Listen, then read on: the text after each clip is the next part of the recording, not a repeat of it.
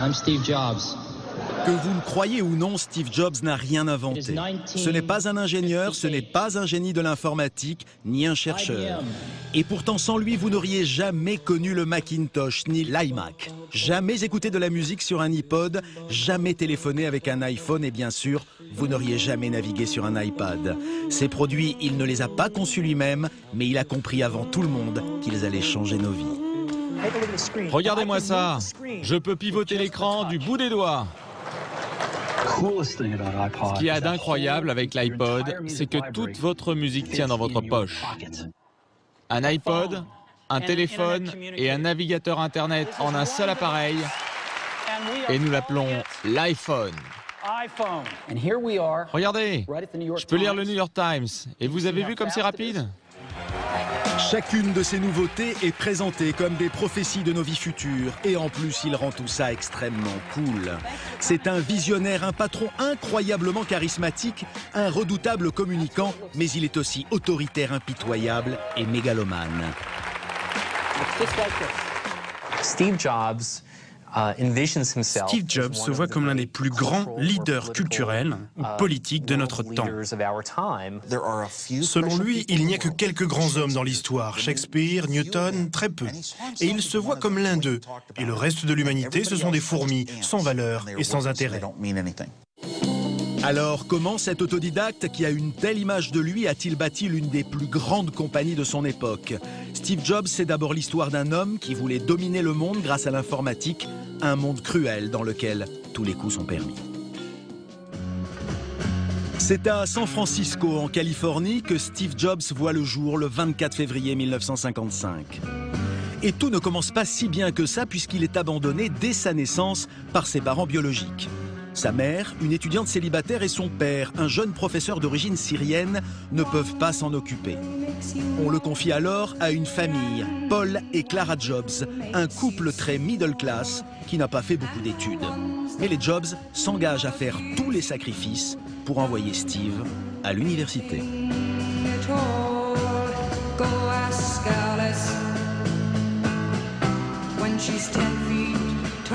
Enfant adoptif, il grandit au sud de San Francisco avec ses nouveaux parents dans ce petit pavillon de banlieue.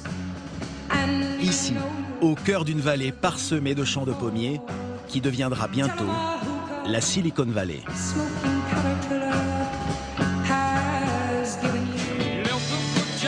Mais nous n'en sommes pas encore là. L'informatique n'en est qu'à ses débuts. À l'école, Steve n'est pas un bon élève, il s'ennuie. Il y a quand même un domaine qui l'intéresse, l'électronique, mais c'est loin d'être un génie. C'était un amateur, un bricoleur du dimanche dans l'électronique, mais il n'était pas vraiment doué. Steve Jobs n'est peut-être pas vraiment doué, enfin tout du moins au début, mais il a de bons copains, surtout un, Steve Wozniak, son voisin de 5 ans son aîné. Tous deux partagent la même passion pour l'électronique, à une différence près, Steve Wozniak, lui, est nettement plus calé. Dans un quartier cossu de Los Gatos, en Californie, nous avons retrouvé chez lui Steve Wozniak, le complice de l'époque. Il se souvient que plus jeune, il consacrait tout son temps libre à bricoler, à imaginer toutes sortes de systèmes électroniques et que ça lui réussissait plutôt bien. J'étais génial, vraiment génial. Pendant des années, j'ai trouvé des solutions dingues dans ma tête. C'est difficile à croire tout ce que j'ai fait, ou même d'expliquer comment je l'ai fait. En fait, j'ai essayé pendant des années de toujours me dépasser, et ce sans jamais lire le moindre bouquin.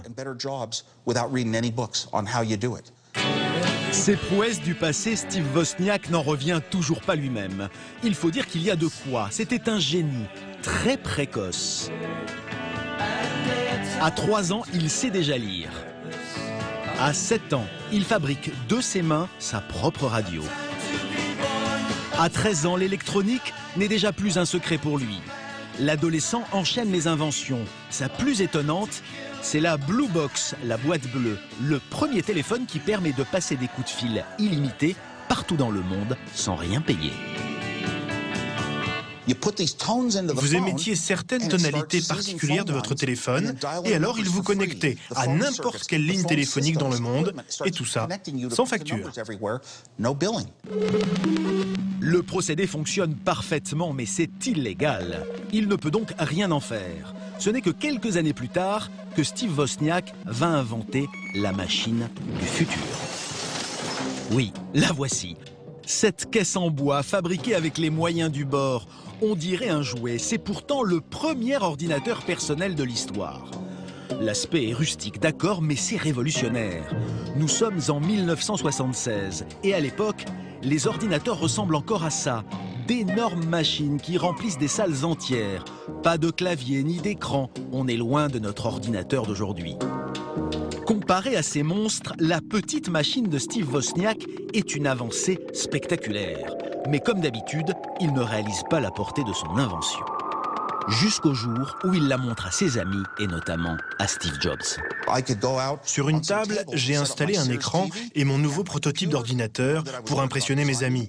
Tout le monde s'est installé autour, franchement bluffé qu'avec si peu de pièces, j'ai réussi à créer un ordinateur. Pour Steve Jobs, c'est une révélation. Il n'a dès lors qu'une idée en tête, commercialiser cet ordinateur. Steve Wozniak se souvient que son jeune ami, qui n'a alors que 21 ans, se révèle particulièrement déterminé. Steve voulait vraiment le vendre. Moi, je n'y avais jamais pensé. Je lui ai répondu, et si on perd de l'argent? Steve m'a dit, ce n'est pas grave, on aura au moins créé notre boîte. Et Steve a même déjà pensé aux détails qui allaient faire la différence. Et il a tout de suite trouvé le nom d'Apple. Quel nom magique. Apple, pomme en français. Mais d'où lui vient cette étrange idée? D'abord, Steve a été très marqué par le mouvement hippie et aussi par un voyage initiatique en Inde. Au début des années 70, il adhère aux idéaux de cette génération qui rêve de changer le monde. Mouvement contestataire, musique, drogue, Steve expérimente tout. Et à cette époque, le grand trip, c'est de se retrouver en bande dans une ferme communautaire et de manger des pommes. Dan Kotke s'en souvient très bien. Steve, ma copine et moi, et d'autres amis, on a passé beaucoup de temps dans cette ferme. C'était une ferme de pommiers et on récoltait des pommes. On était des végétariens radicaux à l'époque. On mangeait uniquement des pommes. Inspiré par le mouvement hippie et aussi en hommage à Newton, qui a découvert les lois de la gravité après avoir reçu une pomme sur la tête, Steve choisit comme logo cette pomme.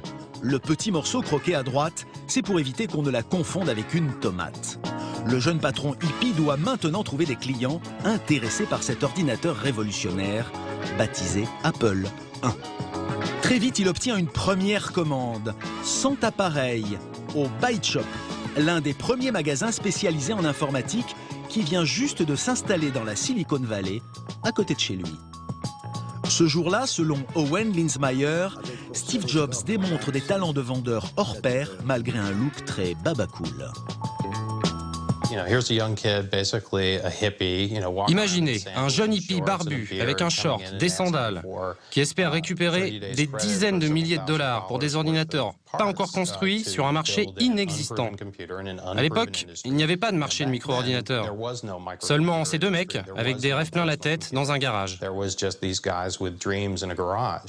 Et lorsque Steve annonce à son associé sa première vente d'ordinateur, celui-ci n'en revient pas, d'autant qu'ils n'en ont pas encore construit un seul. Quand Steve a décroché une commande pour 100 ordinateurs à 500 $ pièce, ça faisait 50 000 $ de commande. C'était le double de mon salaire annuel. Un chiffre énorme, un vrai choc financier. Les premiers 50 000 $ dans les caisses restent tout de même à fabriquer les ordinateurs. Et là, c'est le système D. Le copain des années hippies, Dan Kotke, est aussitôt embauché. Il devient le premier employé d'Apple. 29 ans plus tard, il nous emmène sur son premier lieu de travail. Nous sommes à Cupertino. Nous sommes presque arrivés là. Et ça valait le déplacement. L'une des plus grandes compagnies du monde a commencé ici, dans la maison des parents de Steve Jobs, donc chez papa-maman. Voilà où j'ai passé tout l'été 76.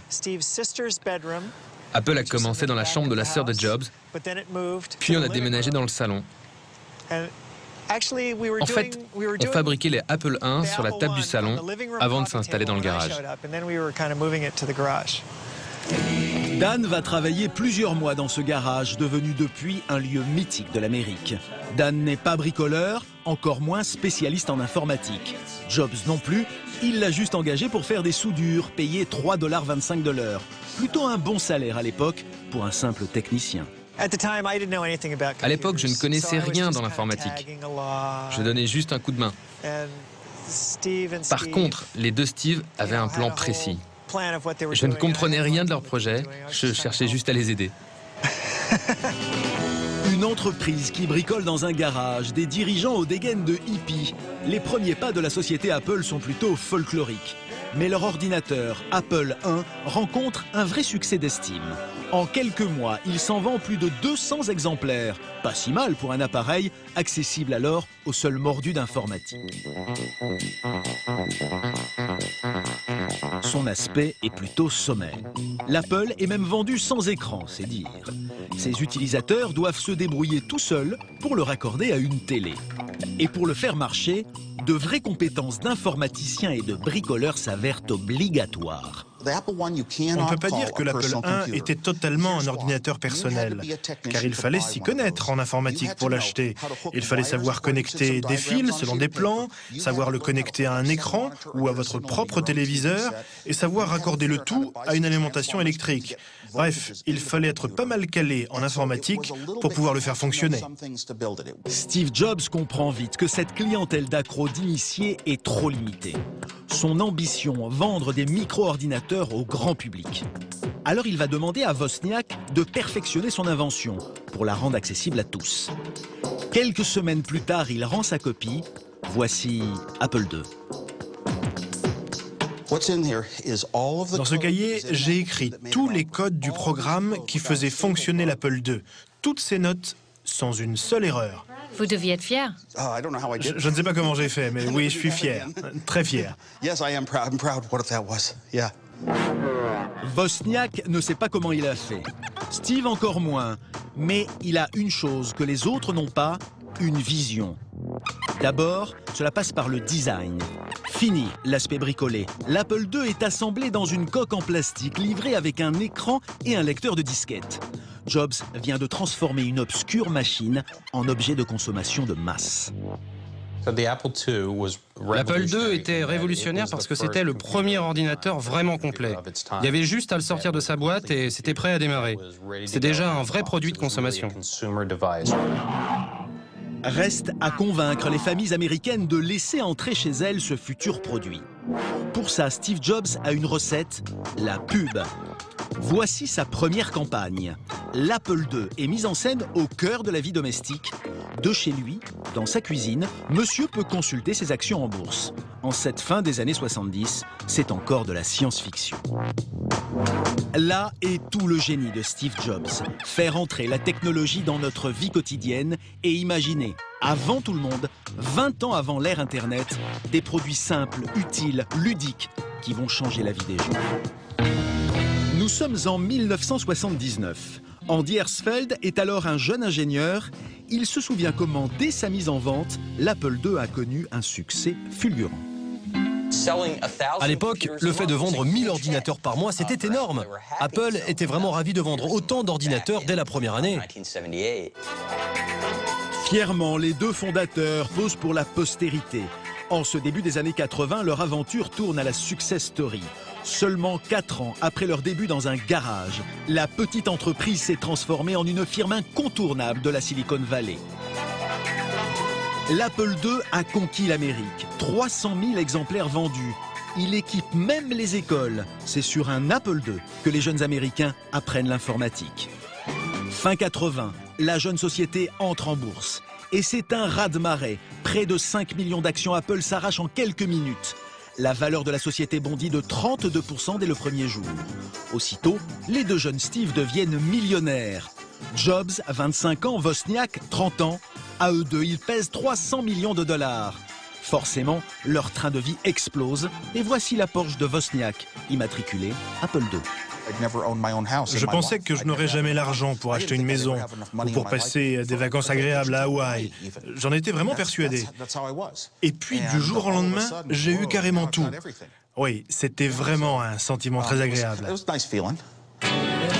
Mais progressivement, le génial inventeur s'écarte de l'entreprise, car il préfère se consacrer à ses passions, bricoler de drôles d'inventions ou même organiser de grands concerts de musique folk. Et puis, pas simple d'avoir pour associé Steve Jobs, qui n'en a jamais assez et qui veut tout contrôler, absolument tout.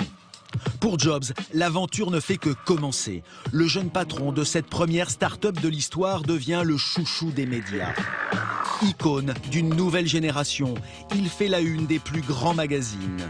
Présenté en gourou de la Silicon Valley, il fascine jusque de l'autre côté de l'Atlantique. Voici comment la télé française le présente au début des années 80. L'exemple à suivre, le but à atteindre ici, c'est l'employé qui devient millionnaire en créant sa propre entreprise. C'est justement le cas de Steve Jobs, inventeur des micro-ordinateurs Apple.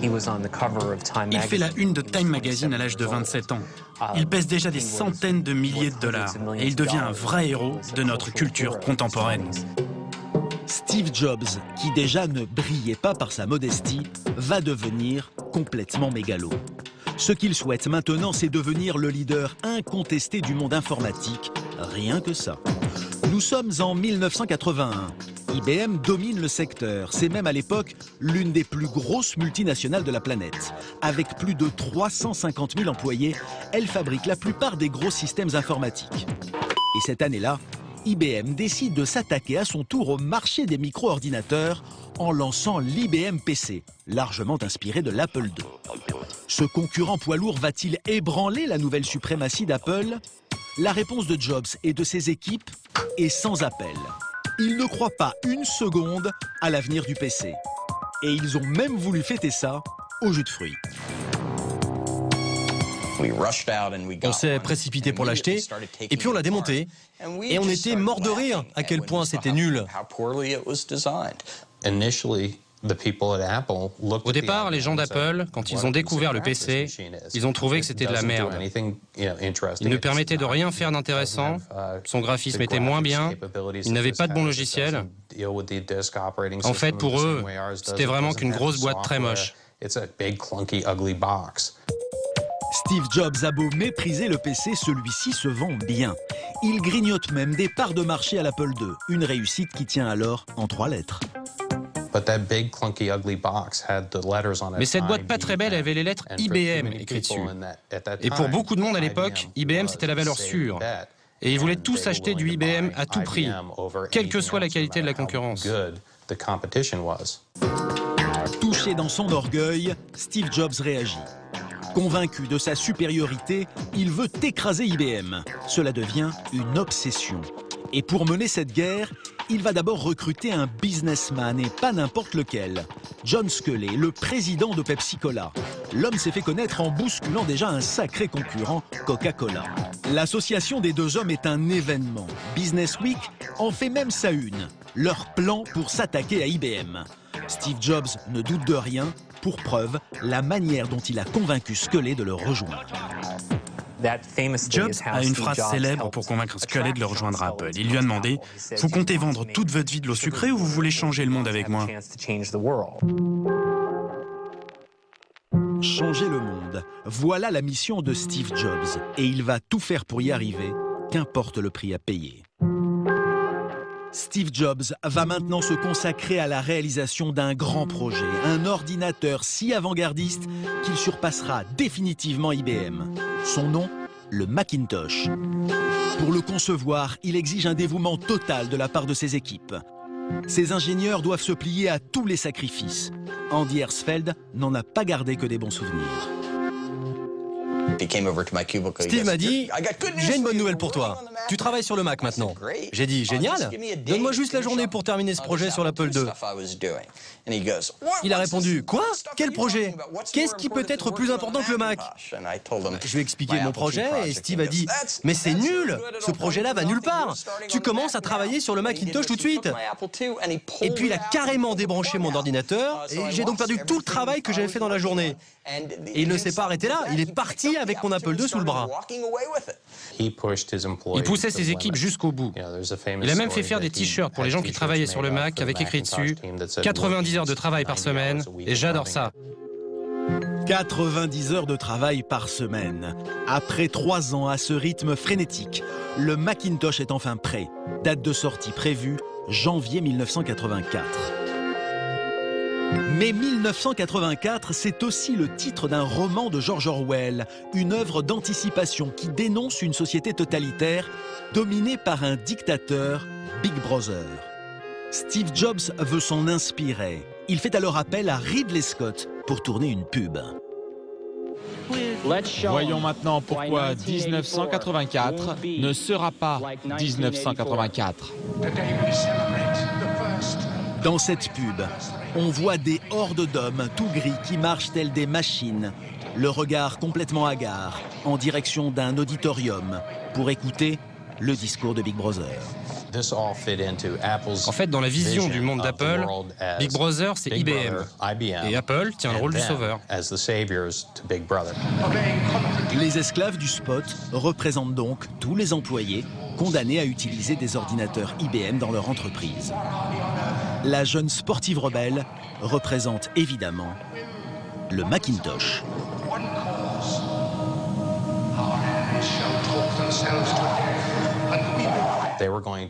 Apple vient libérer le monde de ces gros ordinateurs, de toutes ces machines et ces systèmes informatiques qui envahissent les entreprises, de toutes ces choses si ennuyeuses.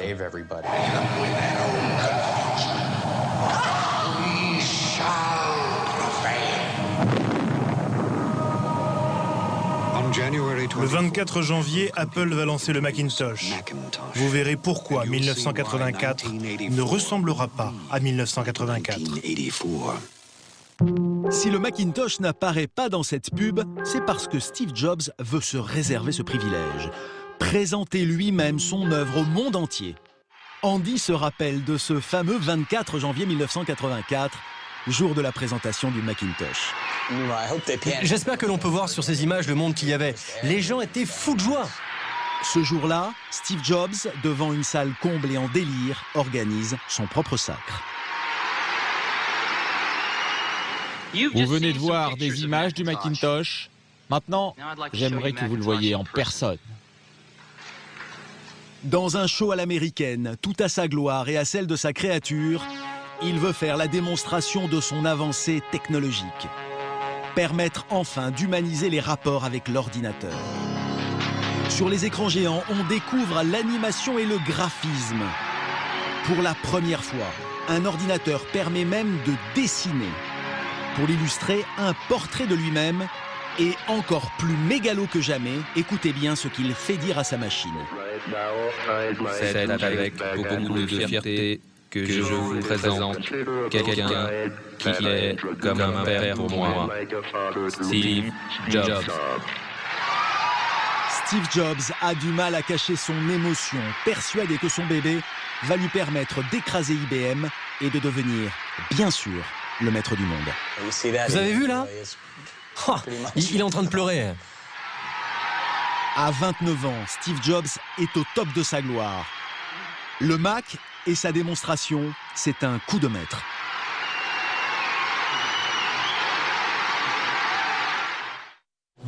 Steve Jobs n'est ni un inventeur, ni un ingénieur. Et pourtant, le Mac, c'est sa créature.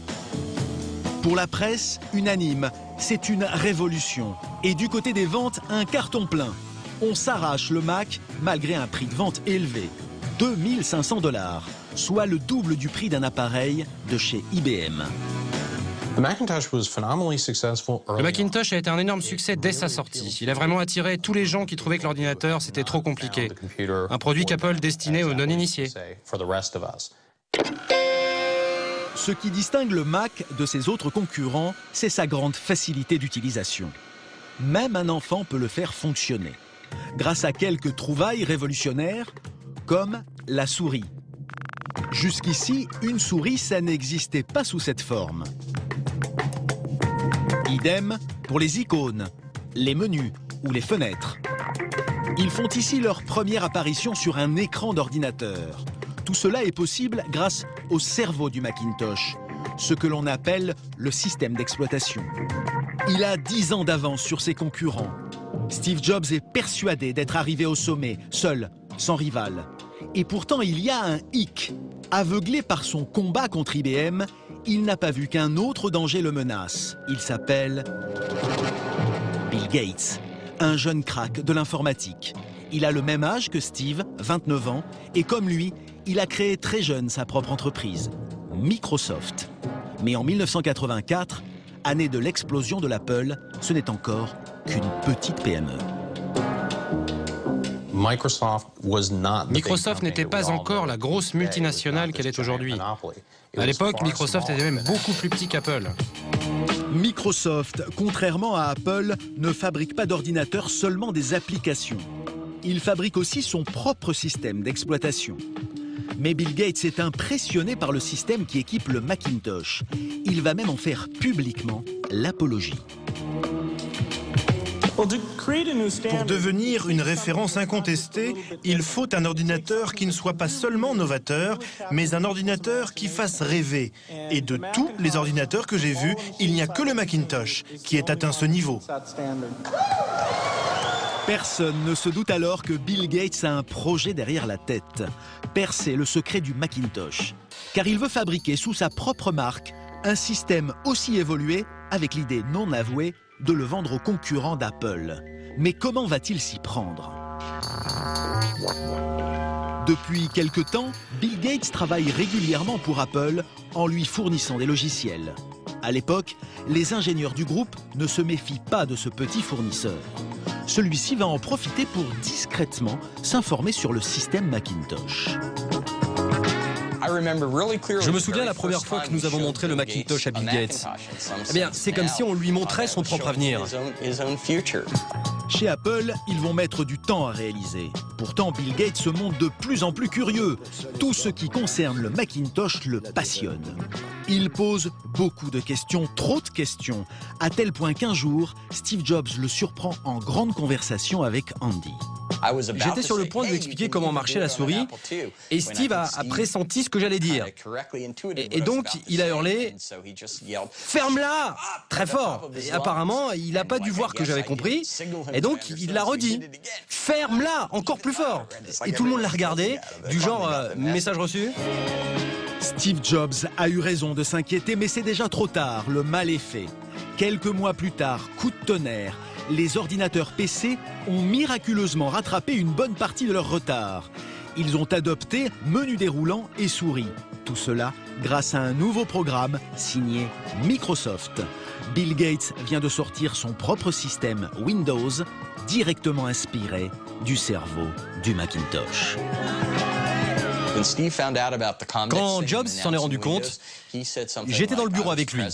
Et il a dit « Je veux voir Bill Gates dans mon bureau avant le coucher du soleil !» Parce qu'il voulait lui hurler dessus. Et quand Gates est arrivé face à lui dans son bureau, Jobs a hurlé « Tu as copié le Mac, tu nous as trahis. Comment peut-on continuer de travailler avec toi? Comment peut-on te faire confiance à nouveau ?» Et Steve, c'est pas facile de se battre avec lui. Il peut être très intimidant, voire agressif. Mais je me souviens que j'étais vraiment impressionné par la réaction de Gates. Il s'est pas laissé démonter, hein. Il se justifiait comme ça à peine. Bill Gates a réussi son coup. Très vite, Windows va équiper la plupart des ordinateurs de la planète à un prix défiant toute concurrence. Pour Apple, c'est la catastrophe. Les ventes du Mac s'effondrent en quelques semaines. Et l'étoile de Steve Jobs commence carrément à pâlir. Soudain, pour la première fois de son histoire, Apple était très inquiet pour son avenir, car plus personne n'achetait de Macintosh. Pour sortir de la crise, John Sculley, rappelez-vous, celui que Steve Jobs a fait venir 2 ans plus tôt, va prendre une mesure alors impensable, virer le père du Mac, le fondateur historique d'Apple. Pour Steve Jobs, la désillusion est cruelle, mise à la porte à 30 ans de sa propre entreprise. C'est impensable ce qui s'est passé. Personne à l'époque n'aurait pu le prévoir parce qu'il était l'âme d'Apple. Ça semblait vraiment n'avoir aucun sens. Je me suis retrouvé sur le pavé, viré avec pertes et fracas. La raison d'être de ma vie n'existait plus, j'étais en miettes.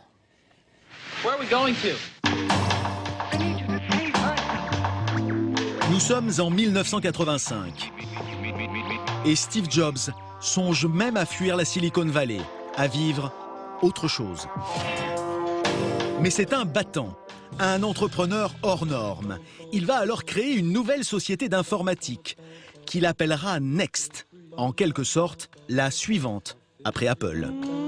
Il rachètera même l'année d'après les studios Pixar à George Lucas. À l'époque, ce n'est encore qu'une petite boîte spécialisée dans les effets spéciaux. Pixar sortira plus tard Toy Story, Le Monde de Nemo et Les Indestructibles, des films qui ont révolutionné le monde de l'animation. Une fois encore, l'homme a eu du flair. Les années passent, Steve Jobs continue de développer de nouvelles technologies, toujours avec cet espoir un peu fou de changer le monde. Nous l'avions rencontré en 1992 dans ses nouveaux bureaux de la Silicon Valley. Et vous allez voir qu'à l'époque, il imaginait déjà le 21e siècle. Ah, quel est mon rêve? Ça, c'est une question bien française. Je crois que l'ordinateur est encore à l'âge de l'enfance. Il n'a peut-être fait que ce petit bout de chemin dans les 30 dernières années. Un ordinateur pour chacun ne suffit plus. Il faut maintenant les faire marcher tous ensemble pour créer des choses dingues et jamais vues. Steve Jobs est toujours aussi visionnaire. Il n'a alors que 37 ans et encore largement le temps de créer tout ce qu'il a dans la tête. En attendant, au milieu des années 90, c'est Bill Gates qui a pris sa place. Microsoft, son entreprise, règne sans partage sur l'informatique mondiale. Une puissance économique phénoménale et un quasi-monopole. 97% des ordinateurs de la planète tournent sur son système Windows. En revanche, depuis le départ de Steve Jobs, Apple n'a cessé de perdre du terrain. La firme ne se renouvelle pas. Sa part de marché s'effondre, plus que 3%. Le 5 février 1997, Business Week titre « La chute d'une icône américaine ». Apple se dirigeait inévitablement vers sa mort. Ils ont essayé plusieurs PDG, ça n'a marché avec personne. Les gens n'avaient vraiment plus confiance. Même les fans les plus fidèles abandonnaient leur Mac pour se mettre au PC. À l'époque, Apple a un nouveau PDG, Gilbert Amelio. John Sculley, l'ennemi juré de Jobs, a été remercié. Gilbert Amelio va donc tenter le tout pour le tout. Sa dernière carte, faire appel à un homme providentiel, le gourou des débuts, le symbole de l'âge d'or d'Apple, Steve Jobs. Il a maintenant 42 ans et toujours autant d'idées dans la tête.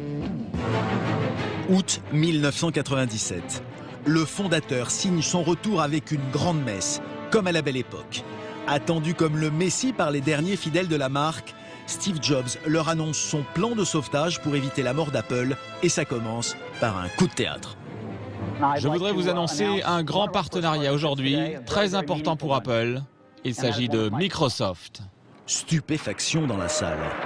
Je sais. Certains croient même à une blague, mais Steve Jobs est très sérieux. Je suis très fier que nos compagnies aient pu régler leurs différends d'une manière très professionnelle. Et j'ai un invité très spécial à vous présenter en duplex par satellite. Il va apparaître tout de suite sur l'écran. Et voici son invité surprise, l'homme qui l'a trahi quelques années plus tôt, Bill Gates en personne. Bonjour. Conspué par le public, il incarne alors le diable en personne. Un des moments les plus excitants de ma carrière, c'est quand j'ai travaillé avec Steve sur le Macintosh. Impensable. Les deux frères ennemis ont passé un accord secret pour solder les comptes du passé. Steve Jobs renonce à toute poursuite judiciaire contre Bill Gates, qu'il accusait d'avoir plagié son Macintosh. En contrepartie, Bill Gates lui fournit des programmes pour ses ordinateurs et un bon gros chèque, 150 millions de dollars. Cela ressemble à un pacte avec le démon, mais Steve Jobs est prêt à tout pour faire sortir Apple de la crise. sortir Apple de la crise, mais aussi et surtout relancer la marque. Et pour ça, Steve Jobs, c'est le plus fort, car son atout majeur, son arme fatale, c'est le produit. C'est comme ça qu'on va regagner les consommateurs. On dirait de gros bonbons translucides et acidulés. Des couleurs vives pour réinventer le Macintosh qui était en perdition. Forcément, c'est beaucoup plus sexy que les PC austères et grisâtres. Techniquement, ce n'est pas mal non plus. Plus de tours, plus de lecteurs de disquettes, un modem interne, convivial, très simple à utiliser, même pour les enfants. Tout est dans l'écran et en plus, son prix est maintenant accessible, 1 300 $. Son nom, l'iMac. On veut être la compagnie qui fait les ordinateurs les meilleurs et les plus cool du monde. Le retour à la maison de Steve Jobs, l'enfant prodige, est un triomphe.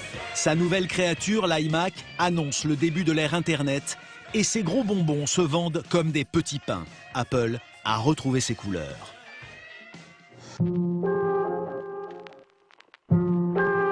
Steve Jobs a déjà la tête ailleurs. Il voit loin, très loin, au-delà du simple ordinateur. Après avoir démocratisé l'informatique, Apple se lance carrément sur le marché des loisirs et du grand public. Son nouveau terrain de jeu, la musique. Et pour l'écouter, un drôle de petit appareil, nous sommes le 23 octobre 2001. Le voilà cet appareil. Il s'appelle l'iPod. La chose la plus extraordinaire avec cet appareil, c'est que toute votre musique, toute votre discothèque peut tenir dans votre poche. C'était impossible avant. Après l'invention du Mac, c'est la deuxième grande révolution Apple. L'iPod, son petit baladeur numérique, devient un objet culte, un véritable phénomène culturel. Désormais, on écoute la musique autrement. Excusez-moi, vous le trouvez comment votre baladeur? C'est facile, j'ai toute ma musique dessus et je peux l'emmener partout.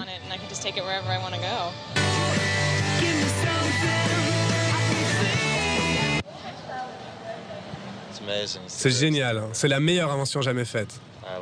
Je l'adore. Le succès est planétaire. L'iPod va vite devenir le baladeur numérique le plus vendu au monde. Apple en a déjà écoulé 275 millions. Et avec l'iPod, il y a l'iTunes, l'application indissociable qui permet de gérer votre musique et à Steve Jobs de vous la vendre en ligne. Encore plus fort, c'est Apple qui impose les prix. 9,99 € l'album, 0,99 € la chanson. L'industrie de la musique se retrouve à ses pieds, comme nous le raconte Michel de Souza, l'ancien patron d'une grande maison de disques. La partie qu'on n'a pas maîtrisée, par exemple, c'est le prix public. C'est Apple qui a imposé ce fameux 9,99 pour les albums et 99 cents pour le titre. Devant notre incapacité à nous structurer et à faire une offre commune, Apple a imposé ce 0,99 et aujourd'hui c'est devenu le prix de référence du marché, quoi. En fait, tout le monde y gagne, car Apple reverse une partie de ses ventes en ligne aux maisons de disques. En moyenne, 60 centimes par chanson. Grâce à son catalogue, l'iTunes Store va vendre 50 millions de chansons par an, un an après son lancement. 500 millions l'année suivante, plus de 10 milliards aujourd'hui. Et on n'a pas encore tout vu. D'autres révolutions sont déjà dans les tuyaux d'Apple. Mais une nouvelle inattendue va bouleverser le cours des choses. En juin 2004, Steve Jobs annonce qu'il souffre d'un cancer du pancréas. C'est une maladie très grave qui ne laisse guère d'espoir. Mais Jobs est un homme qui avance. Chaque jour qui passe devient pour lui un jour de plus à vivre. L'année suivante, le 12 juin 2005, il est fait docteur honoris causa par l'université de Stanford. Lui, l'autodidacte. Devant un auditoire fasciné, il évoque la mort et en fait une leçon de vie. Savoir que je peux mourir bientôt est ce que j'ai découvert de plus efficace pour m'aider à prendre des décisions importantes. Il leur conseille de ne pas passer à côté de leur vie et d'aller au bout de leurs rêves. Votre temps est limité, ne le gâchez pas en menant une existence qui n'est pas la vôtre. Ayez le courage de suivre votre cœur et votre intuition. Soyez insatiables, soyez fous. Merci à tous. Toute sa vie, Steve Jobs aura suivi ce précepte. Mais en ce 12 juin 2005, il sait que ses jours sont comptés. Alors, plus que jamais, il y a urgence. Il y a urgence, car l'œuvre du maître n'est pas encore tout à fait accomplie.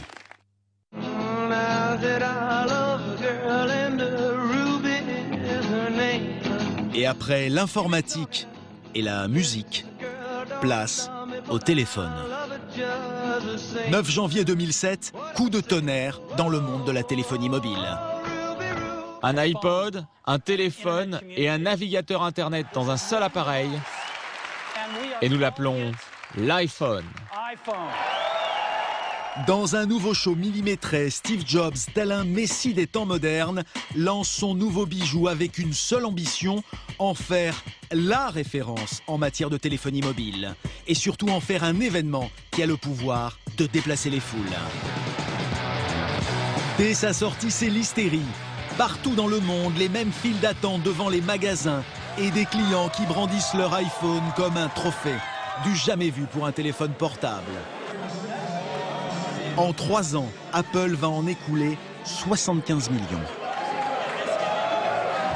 Sûr de lui, Steve Jobs va remettre au goût du jour un vieux produit de la firme, une tablette tactile commercialisée durant son absence et qui avait fait un bide. À l'époque, c'était en 1993, l'idée était peut-être bonne, mais elle n'avait pas été mise en forme par le maître, c'est là toute la différence. Le 27 janvier 2010, Steve Jobs présente son œuvre la plus ambitieuse. La maladie l'a rattrapé, il est affaibli, mais il est aussi excité qu'un jeune premier. Regardez à quoi ça ressemble. Mais pour la première fois, les spécialistes se demandent si Steve Jobs ne s'est pas un peu trompé. Olivier Frigrard a suivi cette présentation en direct sur Internet.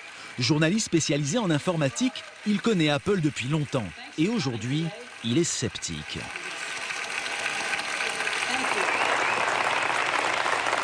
Pour une fois, Apple prenait des risques. Ces dernières années, ils n'ont pas pris de gros risques, puisqu'ils sont arrivés sur des marchés qui existaient déjà. Ils ont lancé l'iPod, c'était un baladeur, ils ne l'ont pas inventé. Ils ont lancé l'iPhone, c'est un téléphone, ils n'ont pas inventé le téléphone. Là, ils lancent un produit, c'est un ovni, une tablette tactile. Alors certes, il y avait déjà des constructeurs qui avaient lancé des produits équivalents, mais ils n'avaient pas l'aura d'Apple, donc ça, c'est pas vraiment su dans le grand public. Et là, ils prennent un vrai risque de se planter, un vrai risque de dire, mais attendez, c'est pas le produit qu'attendent les gens. Et en plus, on ne sait pas comment situer l'objet. C'est un produit hybride, à mi-chemin entre l'ordinateur portable et le téléphone mobile.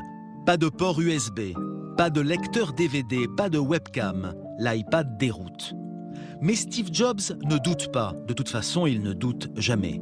Et visiblement, cela lui réussit, puisque l'iPad est une fois encore un succès. Et une mine d'or pour la firme, puisque l'iPad est aussi un gigantesque magasin en ligne où l'on trouve des centaines de milliers d'applications payantes.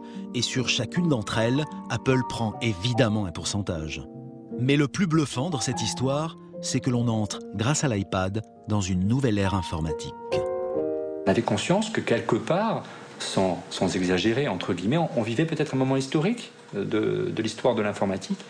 On allait peut-être assister à la mort progressive de l'ordinateur et voir arriver une nouvelle race de produits qui sera accessible à monsieur et madame tout le monde. Avec le Mac, l'iMac, l'iPod, l'iPhone, l'iPad, Steve Jobs a réalisé une partie de son rêve. Celui qui s'était promis de rendre l'ordinateur aussi simple à utiliser qu'un grille-pain aura au moins réussi son pari. Faire entrer l'informatique dans notre vie quotidienne. Pendant plus de 30 ans, cela aura été sa raison de vivre et d'une certaine façon, il a changé le monde. L'histoire est loin d'être finie, mais Steve Jobs, lui, a dû l'abandonner en cours. Le 2 mars dernier, il fait sa dernière présentation devant un auditoire particulièrement ému. Le 24 août dernier, au bout de ses forces, il préfère se retirer et démissionner de ses fonctions de PDG d'Apple. Avoir été pendant si longtemps confronté à la mort lui a fait vivre chaque jour comme si c'était le dernier. Et c'est sans doute pour cela que ces années à la tête d'Apple ont été si créatives. Il y a quelques jours, la mort l'a définitivement rattrapé. Apple, qui est aujourd'hui l'une des sociétés les plus riches du monde, est orpheline. Vous avez un immense champ de possibilités devant vous. Je vous encourage à les saisir. Vous ne le regretterez pas. Merci.